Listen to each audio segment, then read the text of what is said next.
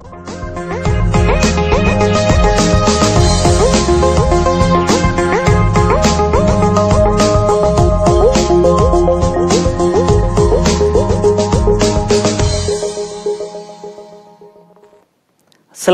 warahmatullahi wabarakatuh. Saudara, kita bersama dalam siaran secara langsung mengenai isu khas Kemelut di Parlimen. Sejak pilihan raya yang ke-12, 2008, nampak gayanya suhu politik negara tidak pernah reda. 16 Disember baru-baru ini, kita dapat lihat bagaimana sekali lagi Parlimen semacam satu medan pertempuran yang tidak menguntungkan rakyat secara keseluruhannya apabila isu yang cuba dimanipulasikan oleh pihak-pihak tertentu dalam konteks usul penggantungan Ketua Pembangkang Datuk Seri Anwar Ibrahim dan 3 ahli Parlimen Pakatan Rakyat yang lain telah menjadi satu isu hangat kerana dimanipulasikan oleh pihak-pihak tertentu. Justru banyak pihak yang mengatakan bahawa berlakunya ketidakadilan dalam penggantungan selama 6 bulan ini oleh pihak Speaker Dewan Rakyat Tan Sri Pandikar Amin Mulia. Justru untuk merungkai isu ini secara keseluruhannya bagi kita melihat secara objektif apa sebenarnya isu di sebalik kemelut yang melanda di Parlimen baru-baru ini, bersama-sama kita pada malam ini ialah Datuk Seri Yang Berhormat Datuk Seri Muhammad Nazri Tan Sri Abdul Aziz yang juga Menteri di Jabatan Perdana Menteri. Selamat datang Datuk Seri. Selamat datang. Kita akan membincangkan selama sejam dan insya-Allah kita akan memberi ruang seluas-luasnya kepada penonton-penonton di luar sana untuk sama-sama kita membincangkan topik ini secara objektif. Jadi Datuk Seri, mungkin persoalan awal yang kalau kita boleh bincangkan, apakah berlakunya keadilan kepada Ketua Pembangkang Datuk Seri Anwar Ibrahim apabila dijatuhkan hukuman sebegitu rupa bersama dengan 3 yang lain? Apabila dikatakan Datuk Seri Anwar tidak diberi ruang untuk membela diri apabila dihukum sebegitu rupa. Mungkin Datuk Seri boleh menjelaskan peringkat awal ini. Ya, pertama saya ingin menyatakan itu bahawa saya adalah seorang menteri di Jabatan Menteri dan dikatakan sebagai de facto Menteri Undang-Undang. Dan pengalaman saya juga adalah sebagai seorang barrister, peguam. Dan perlu diingat itu bahawa apa juga yang dilakukan oleh saya selaku menteri bagi pihak kerajaan di dalam Dewan Rakyat sudah tentu mesti mengambil kira semua aspek dalam soal keadilan ini. Jadi sebab itu kalau tuduhan yang mengatakan bahawa Datuk Seri Anwar tidak diberikan keadilan, itu satu pembohongan. Kerana saya sedar bahawa kalau tersilap sedikit apa yang saya lakukan mengikut prosedur, sudah tentulah akan dikritik oleh pihak pembangkang. Kalau buat betul kena kritik, buat tak betul lagi kena kritik kan. Tapi ini perangai mereka, saya tidak marahlah sebab ini sememangnya merupakan PL mereka lah. Saya ingin menyatakan iaitu bahawa Datuk Seri Anwar diberikan banyak kesempatan untuk membela diri dia. Pertama, dia membuat kenyataan yang tidak benar berkenaan dengan dakwaan mengatakan bahawa satu Malaysia ini adalah tiruan kepada satu Israel. Kita semua tahu di Malaysia, Israel dan Yahudi ini merupakan perkara yang amat sensitif pada kita. Dan sememangnya kita nampak ada usaha Datuk Seri Anwar cuba untuk mempengaruhi rakyat, khususnya orang Islam, supaya menolak slogan Satu Malaysia, ilham daripada Yang Berhormat Perdana Menteri, dengan mengaitkan dengan satu Israel. Saya tahu dia tipu dan saya tahu dia sedar dia menipu. Sebab itu dia buat kenyataan pada 17 Mac dan saya telah bangun dan menyatakan bahawa dia cuba mengelirukan dengan kenyataan ini pada 22 Mac. Dan saya bagi dia 1 minggu untuk dia memperjelaskan kenyataannya dan untuk tarik balik. Pada 30 Mac sepatutnya dia buat perkara demikian, dia tidak buat. Apabila dia tidak buat, maka pada 22 April saya telah membawa usul menteri untuk merujuk dia kepada Privileges Committee. Jawatan kuasa hak dan Jawatan kebebasan. kuasa hak dan kebebasan. Jadi usul itu dibahas.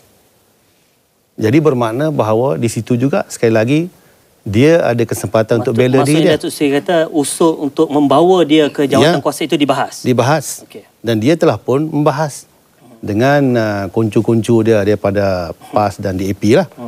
Mengambil bahagian. Ya. Jadi itu kesempatan kedua yang diberi dan dia ambil dan dia bahas. Dan kita undi selepas itu. Lepas kita undi, kemudian kita rujuk dia kepada Privileges Committee. Dan kita kena ingat, Privileges Committee ini dia bukan tempat untuk membela diri. Privileges Committee ini merupakan satu badan siasatan. Kita mengamalkan sistem yang satu badan menyiasat, satu badan menghukum. Ya. Jadi Privileges Committee ini dia bukan kerjanya untuk menghukumkan Datuk Seri Anwar. Dia hanya kerja untuk mengutip bukti-bukti supaya dapat membentuk satu kes prima facie untuk kemudiannya dibawa recommend kepada majlis, ya, recommend kepada majlis untuk membahas recommendation dia. Jadi kalau dia nak kata di peringkat jawatan kuasa dia tidak diberikan peluang, tidak betul. Kerana kita tahulah perangai dia macam mana dia nak menafikan kes Saiful ni. Dia cuba nak gagalkan prosedur. Begitu juga cara dia untuk menggagalkan di sini. Okey, Datuk Seri sebut tadi peringkat awal bahawa isunya ialah Wan Israel. Ya. Yang dikatakan bahawa Datuk Seri Anwar menipu. Ya. Tetapi Datuk Seri Anwar beria mengatakan bahawa dia tidak tipu. Ya. Dan dia ada semua buktinya. Ya. Dan bukti itu yang nak dibawa ke jawatan kuasa yang tidak diberikan ruang untuk dia bersuara.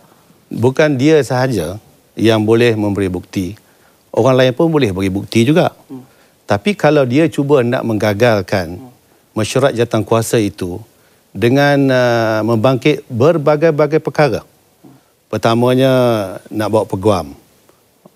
Pengurusi kata, pendekar kata, okey boleh. Bila boleh pula, kemudian bangkit pula. Peguam itu mesti diberi kuasa untuk menyoal siasat. Ini bukan mahkamah. Ini merupakan jawatan kuasa untuk mengumpul bukti. Untuk menyiasat. Menyiasat sahaja. Jadi kalau sekiranya nak bela diri pada hari kita bawa usul nanti. Ya.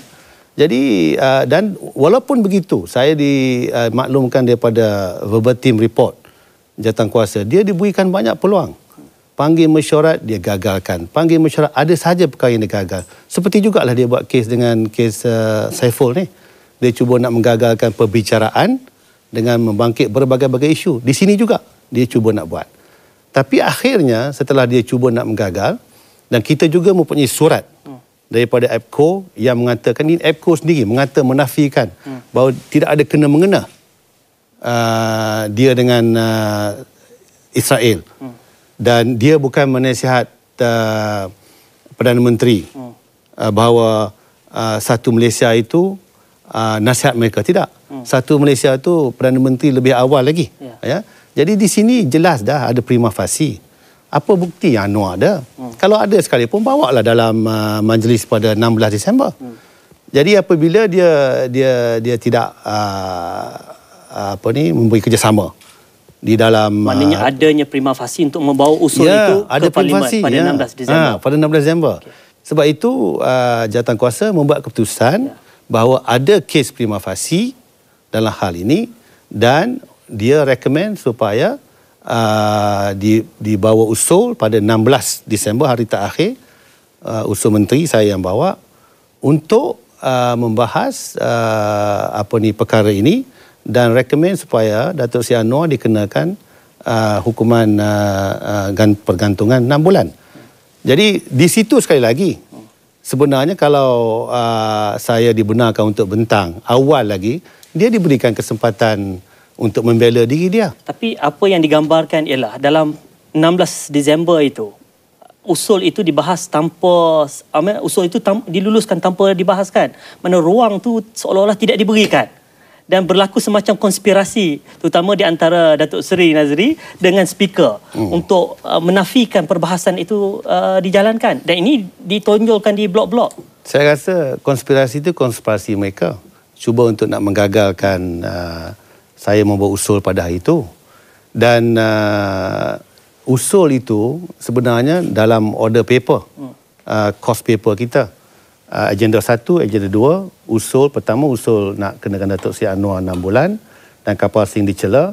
Usul kedua ialah usul menggantungkan 6 bulan 3 wakil rakyat lagi. Jadi kalau nak dikatakan iaitu bahawa ada satu konspirasi di antara saya dengan dia, mengapa speaker boleh beri sampai 1,5 jam dan tidak memberikan kesempatan saya membentang usul? Sebab agenda dalam order paper, agenda saya. Sepatut saya kena diberikan peluang. Jadi tidak ada laku konspirasi, dan sebenarnya yang menafikan Anwar daripada membela diri yang mereka sendiri. 1,5 jam dia ambil. Sebenarnya hujah-hujah yang dia bangkit itu sepatutnya itulah merupakan hujah-hujah yang dibangkit dalam pembelaan kalau usul saya dibenarkan dibahas. Tapi